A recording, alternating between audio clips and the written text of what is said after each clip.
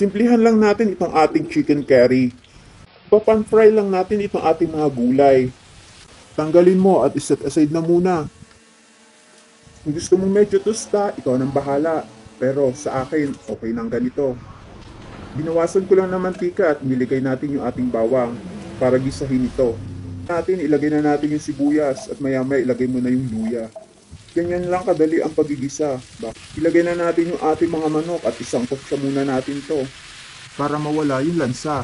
Halu-haluin mo lang, maya-maya na natin lagyan ng mga sangkap. Na natin ilagay yung ating patis, curry powder, laurel at yung ating paminta.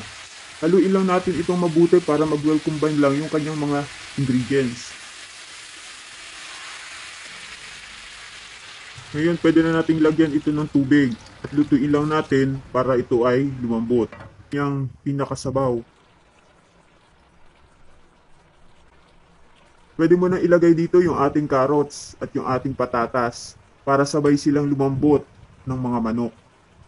Tapos takpan mo uli at intayin na maluto yung ating mga manok.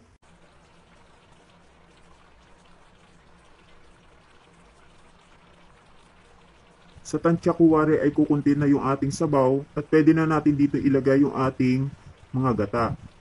Ibuhos mo lang lahat ng ating kakanggata para mas creamy at masarap ito.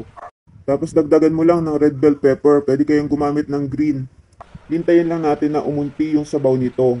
O kung gusto mo, yung naglalangis-langis na yung sabaw nito.